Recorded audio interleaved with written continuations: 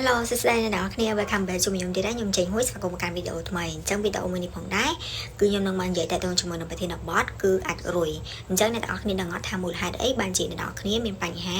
កើតអាចរុយហើយតើយើងត្រូវតែព្យាបាលវាដោយរបៀបណាហើយយើងត្រូវធ្វើអីខ្លះដើម្បីបង្ការកុំឲ្យមានកើតអាចរុយនៅអញ្ចឹងបើចង់ដឹងតោះទៅមើលវីដេអូពេញអ្នកនរគ្នាអញ្ចឹងអាចរុយគឺសំដៅទៅលើស្នាមអុចខ្មៅឬក៏ប្រភេទតូចៗនៅលើស្បែកដែលតែងតែកើតឡើងនៅពេលដែលការផលិតមេឡាតូនីនដែលជាជាតិពណ៌ផ្ដល់ឲ្យស្បែកសក់ហើយនិងភ្នែកវាកើនច្រើនជាងធម្មតាហើយទំហំនៃស្នាមអុចខ្មៅហ្នឹងគឺវាខុសៗគ្នាកើតមានគ្រប់ផ្នែកនៃរាងកាយរបស់យើងជាពិសេសគឺផ្នែកដែលប៉ះផ្ទាល់ជាមួយនឹងពន្លឺព្រះអាទិត្យដូចជាមុខខ្នងដៃខ្នងឬក៏ស្មាអីចឹងទៅតែអ្នកនរគ្នានឹងហាក់សង្កល់ឃើញថាស្នាមអុចខ្មៅទាំងអស់ហ្នឹងវាកើតមានលើសលប់ឬក៏នៅលើស្បែករបស់យើងជាប្រចាំដែលយើងមាននៅកំហុសឆ្គងឬក៏ស្ថិតក្នុងលក្ខខណ្ឌដូចជាអាចនឹងប្រើគ្រឿងសម្អាងស្បែកឬក៏ផលិតផលថែរក្សាសក់ដែលមានប្រតិកម្មមកលើស្បែកបម្រែបម្រួលអរម៉ូនដែលតែងតែកើតមានចំពោះស្ត្រីដែលមានផ្ទៃពោះនិងស្ត្រីដែលប្រើថ្នាំពជាកណ្ដោតមួយទៀតគឺការប្រើប្រាស់អាសិតមួយចំនួនដូចជាអាសិតប្រឆាំងការលាពពួក NSAID ពពួក Tetracycline និងអាសិតព្យាបាលជំងឺផ្លូវចិត្តអីហ្នឹងមួយទៀតគឺការរលាកហ្នឹងគឺអាចកើតឡើងដោយសារតែជំងឺមួយចំនួនដូចជាតអកការរបួសស្បែកហើយនិងមុន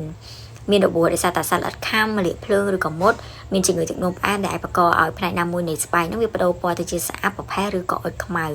ហើយនឹងការទទួលទានអាហារមួយចំនួនពិសេសផ្លែឈើដែលផ្ដល់ផលប៉ះពាល់ដល់ស្បែកដូចជាប្រភេទផ្លែឈើដែលមានជីអាស៊ីតរួមមានពពួកក្រូចហើយនិងត្រពាំងបាជូដែលអាច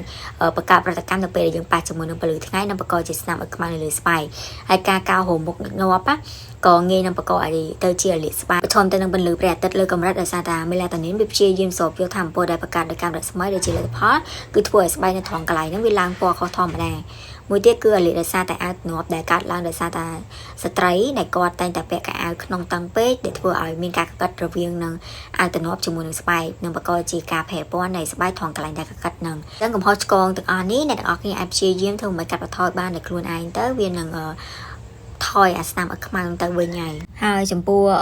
វិធីសាស្ត្រដែលយើងអាចធ្វើមិនដើម្បីព្យាបាលស្នាមអុចខ្មៅហ្នឹងទីមួយយើងអាចប្រើប្រាស់ផលិតផលថែរក្សាស្បែកពពួក skin care ដូចជាស្រោមឬក៏គ្រីមដែលមានសារធាតុផ្សំដូចជាវីតាមីន C គឺវាជួយឲ្យស្បែករបស់យើងភ្លឺថ្លានិងកាត់បន្ថយការផលិតជាតិពណ៌មួយទៀតគឺពពួក B3 ដែលគេហៅថា niacinamide ហ្នឹងគឺវាជួយបំបត្តិស្នាមអុចខ្មៅហើយនិងពង្រឹងរបាំងការពីស្បែកមួយទៀតគឺពពួក alpha arbutinវាជាសារធាតុចម្រាញ់ចេញពីធម្មជាតិដែលជួយឲ្យស្បែករបស់យើងសស្មើពណ៌គ្នាមួយគឺពួក retinoid ដែលវាជួយជំរុញកោសិកាចាស់ៗនិងបង្កើតកោសិកាថ្មីដែលយើងអាចប្រើនៅពេលយប់បានមួយទៀតតទៅជាមួយនឹងការពារស្បែកពីកម្ដៅថ្ងៃគឺសំខាន់មែនទែនទោះបីជាយើងប្រើផលិតផលល្អមួយក៏ដោយបើមិនជាយើងអត់ការពារស្បែកពីកម្ដៅថ្ងៃទេស្នាមអុចខ្មៅហ្នឹងគឺអត់ងាយបាត់តាណាទេយើងត្រូវលាបឡេការពារកម្ដៅថ្ងៃពពួក sun cream ដែលមាន SPF 30ឡើងទៅជារៀងរាល់ថ្ងៃទោះបីជានៅក្នុងផ្ទះក៏ដោយមួយទៀតយើងក៏អាចប្រើវិធីសាស្ត្រធម្មជាតិបានដែរដែលយើងអាចប្រើជាមួយនឹងបតិកទុយក្រពើ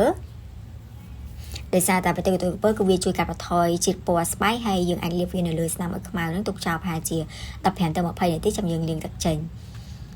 គឺទឹកក្រូចឆ្មាយើងត្រូវប្រើដោយប្រុងប្រយ័ត្នព្រោះដោយសារតែវាមានជាអាស៊ីតជួយជំរុញកោសិកាប៉ុន្តែវាអាចធ្វើឲ្យស្បែករបស់យើងងាយស្តើងមែនតើអញ្ចឹងយើងអាចលាយជាមួយនឹងទឹកឃ្មុំហើយលាបត្រង់កន្លែងដែលមានស្នាមហ្នឹងគឺបានហើយមួយទៀតគឺការព្យាបាលតាមបែបវិទ្យាសាស្ត្របើសិនបើស្នាមអុចខ្មៅនឹងវានៅជាប់យូរយើងអាចទៅពេទ្យសើស្បែកដើម្បីធ្វើសេវាកម្មដូចជា chemical peel គឺការបកស្បែកដោយប្រើអាស៊ីតកម្រិតស្រាលមួយទៀតគឺយើងអាចប្រើ laser therapy ប្រើកាំរស្មី laser ដើម្បីបំបែកជាតិអាពណ៌ខ្មៅលើខុំស្បែកហ្នឹងថាការបំបត្តិស្នាមអុចខ្មៅវាមិនអាចបាត់ក្នុងរយៈពេល1ថ្ងៃទៅ2ថ្ងៃអីទេវាអាចប្រើពេលពី4ទៅ8សប្តាហ៍ទៅឃើញលទ្ធផលច្បាស់អូខេអ្នកនរគ្នាអញ្ចឹងវីដេអូមួយហ្នឹងគឺមានប៉ុណ្្នឹងទេអញ្ចឹងបើមានចង្អល់អីបន្ថែមអាចខមមិននៅខាងក្រោមវីដេអូនេះឬក៏ឆាតតាមរយៈ page របស់ខ្ញុំបានអញ្ចឹងជួបគ្នានៅវីដេអូក្រោយទៀតបាយបាយ